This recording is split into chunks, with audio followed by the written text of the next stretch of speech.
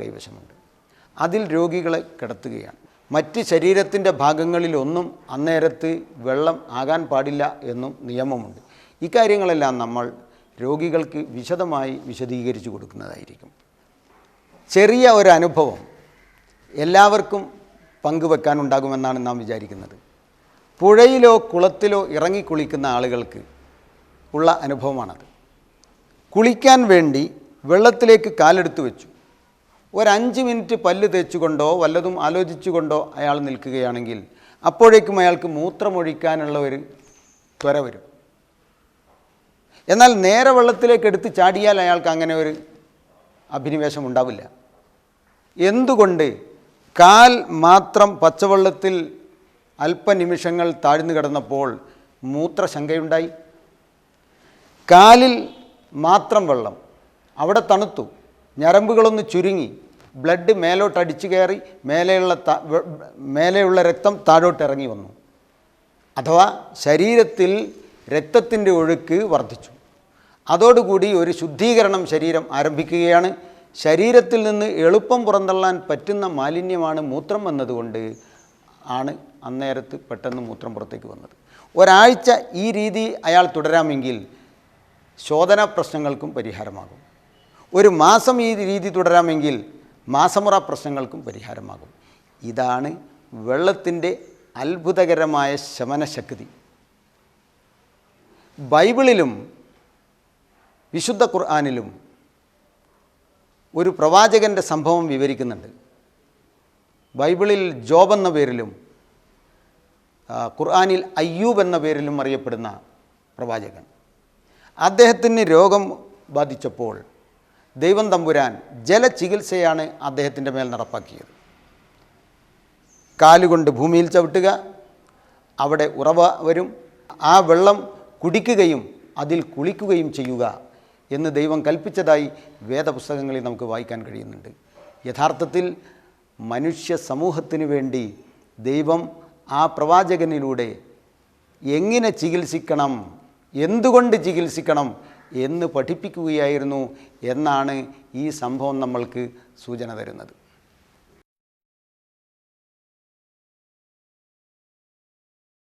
അടുത്തത് മണ്ണ് ചികിത്സയാണ്.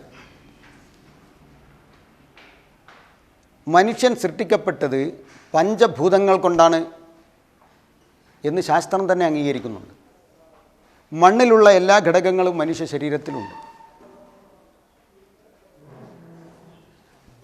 അതേപോലെ വേദപുസ്തകങ്ങളും ഇക്കാര്യം അംഗീകരിക്കുന്നുണ്ട്. ഹിന്ദു വേദപ്രകാരവും മുസ്ലിം ക്രിസ്ത്യൻ വേദപ്രകാരവും എല്ലാം മനുഷ്യൻ മണ്ണിനാൽ സൃഷ്ടിക്കപ്പെട്ടിരിക്കുന്നു.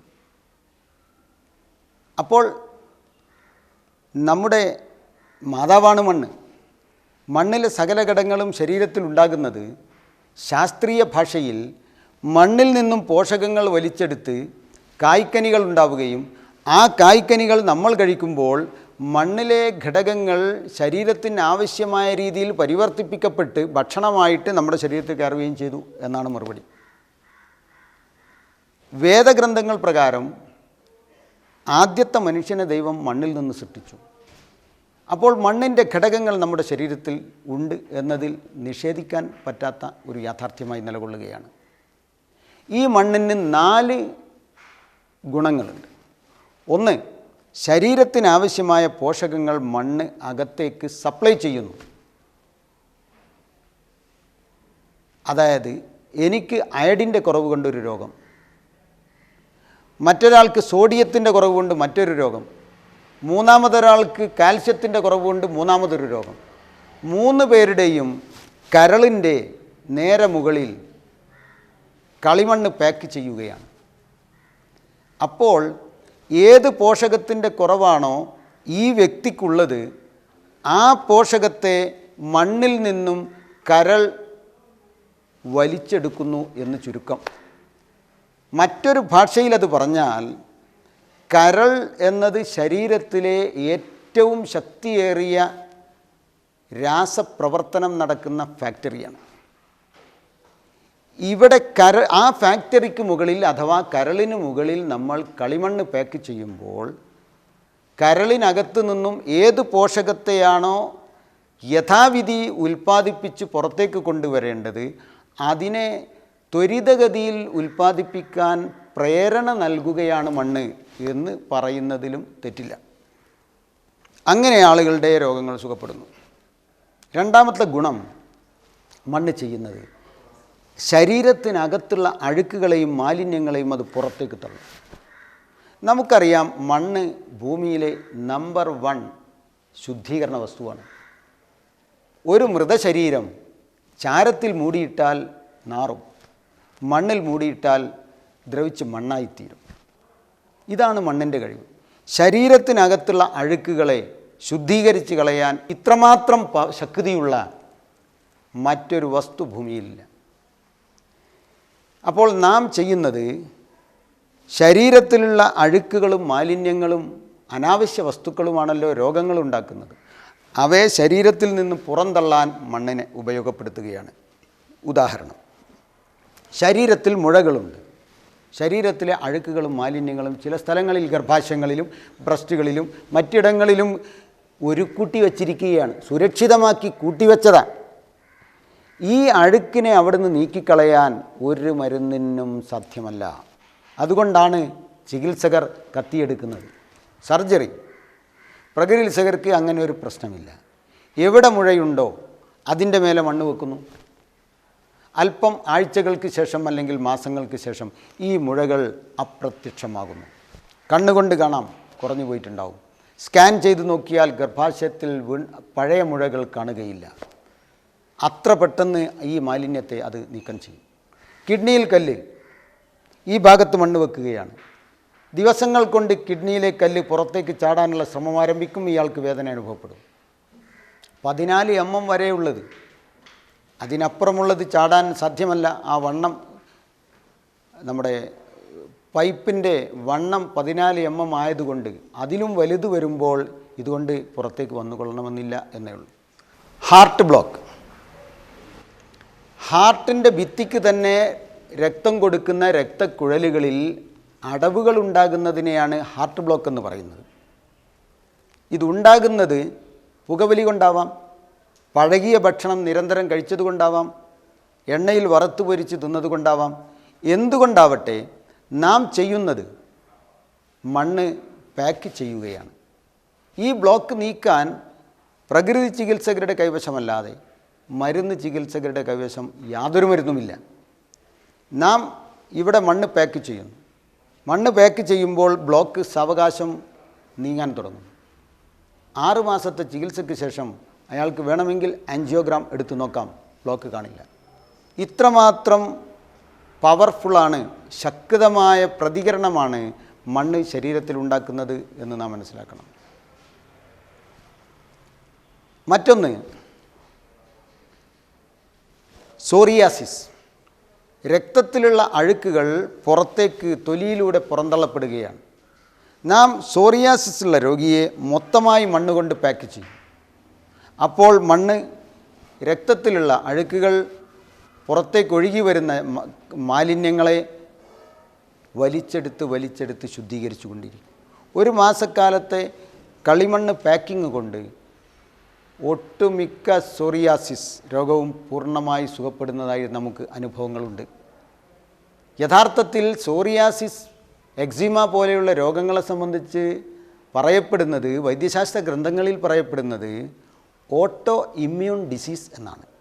അതായത് മരുന്നുകൊണ്ട് അമർച്ച ചെയ്യുകയല്ലാതെ പൂർണ്ണ ശമനം ഇതിനില്ല എന്നാണ് വൈദ്യശാസ്ത്ര ഗ്രന്ഥങ്ങളിൽ എഴുതി പിടിപ്പിച്ചിരിക്കുന്നത്. പക്ഷേ പ്രകൃതി ചികിത്സകരുടെ മണ്ണ് പാക്കിങ് കൊണ്ട് ഈ രോഗം പൂർണ്ണമായി സുഖപ്പെടുന്നതിൻ്റെ ധാരാളം അനുഭവങ്ങൾ നമ്മുടെ മുമ്പിലുണ്ട്. മണ്ണ് നമ്പർ 1 ശുദ്ധീകരണ വസ്തുവാണ് എന്ന് ചുരുക്കം. അതുകൊണ്ടായിരിക്കാം ഒരുപക്ഷേ മണ്ണ് ശുദ്ധീകരണത്തിനുപയോഗിക്കാൻ മതവേദ ഗ്രന്ഥങ്ങളിൽ പറയുന്നുണ്ട്. ഇസ്ലാം മതത്തിൽ പട്ടി മോന്തയിട്ട പാത്രം 1 പ്രാവശ്യം മണ്ണ് കൊണ്ട് കഴുകണമെന്ന് പറയുന്നുണ്ട്. കുളിക്കാൻ, അംഗശുദ്ധി വരുത്താൻ വെള്ളം ലഭിക്കാത്ത സാഹചര്യത്തിലും മണ്ണ് പ്രയോഗിക്കണം എന്നാണ് കൽപ്പനയുള്ളത്. മണ്ണും വെള്ളവും ഒരുമിച്ച് പ്രയോഗിക്കാനും നിർദ്ദേശങ്ങളുണ്ട്. ആനയെ കുളിപ്പിക്കുന്ന നമ്മൾ ഒരു ദിവസം മുഴുവനും ആനയെ വെള്ളം കൊണ്ട് കുളിപ്പിച്ചതിന് ശേഷം കരയിലേക്ക് കയറിയാൽ ആന ആദ്യം ചെയ്യുന്നത് മണ്ണിൽ കുളിക്കുകയാണ്. ആന മനുഷ്യനോട് പറയുകയാണ്, മനുഷ്യ, നിൻ്റെ ഈ വെള്ളത്തേക്കാൾ, നിൻ്റെ സോപ്പിനേക്കാൾ നല്ലത് ഈ കളിമണ്ണിലെ കുളിയാണ് എന്ന്. പത്തേഭൻ പാംസു സ്നാനം കൊണ്ടല്ലോ സന്തോഷിപ്പൂ, നിത്യവും സ്വച്ഛജലം തന്നിലെ കുളിച്ചാലും. എല്ലാ ജീവജാലങ്ങളും മണ്ണിൽ കുളിക്കുന്നു എന്നതൊരു യാഥാർത്ഥ്യമാണ്. ഇതിൽ നിന്ന് നാം പാഠം പഠിക്കേണ്ടതുണ്ട്. ശരീരത്തിലെ അഴുക്കുകളും മാലിന്യങ്ങളും വേണ്ടാത്തരങ്ങളുമെല്ലാം നീക്കം ചെയ്യപ്പെടുന്നതിന് മണ്ണ് ഉപയോഗിക്കാമെന്ന്. മണ്ണിൻ്റെ മറ്റൊരു മഹത്വം, മണ്ണ് നിർജീവമായ കോശങ്ങളെയും ബീജങ്ങളെയും പുനരുജ്ജീവിപ്പിക്കുന്നു എന്നതാണ്. പാങ്ക്രിയാസിനകത്ത് ഇൻസുലിൻ തീർന്നുപോയി, ഇനി ഒരു പരിഹാരവുമില്ല, അതിലിനി ഇൻസുലിൻ ഉണ്ടാവുകയുമില്ല.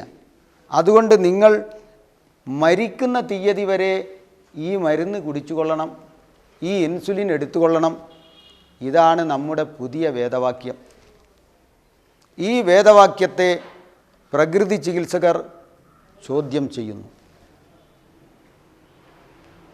ടൈപ്പ് 2 പ്രമേഹമാണെങ്കിൽ, അതായത് ജന്മനാ ഉള്ള വൈകല്യമല്ല, 25 വയസ്സിന് ശേഷം ഉണ്ടായ, അതല്ലെങ്കിൽ ഉണ്ടാക്കിയെടുത്ത പ്രമേഹമാണെങ്കിൽ 100% സുഖപ്പെടുക തന്നെ ചെയ്യും.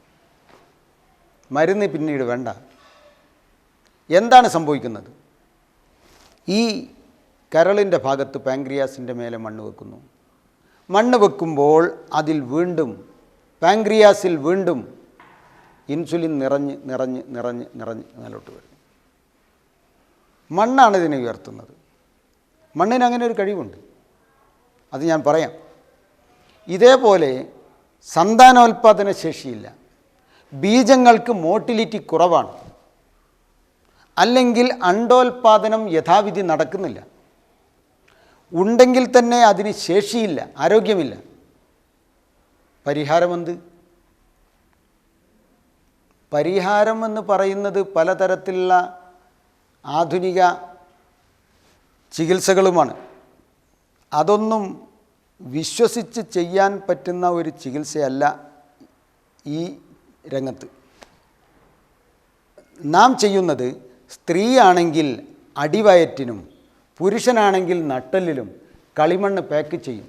ഒരു ചന്ദ്രമാസത്തിൻ്റെ 1-ാം തീയതി മുതൽ അടുത്ത അമാവാസി വരെയുള്ള തീയതികളിൽ, അമാവാസി മുതൽ അമാവാസി വരെ, അതോടുകൂടി മോട്ടിലിറ്റി ഇല്ലാത്ത അഥവാ ചലനശേഷി കുറഞ്ഞ ബീജങ്ങൾക്ക് ചലനശേഷി വർദ്ധിക്കുന്നു, അണ്ടോൽപാദനം കൃത്യമായി നടക്കുന്നു, ജീവൻ കുറഞ്ഞ അണ്ടങ്ങൾക്ക് ജീവനുണ്ടാകുന്നു,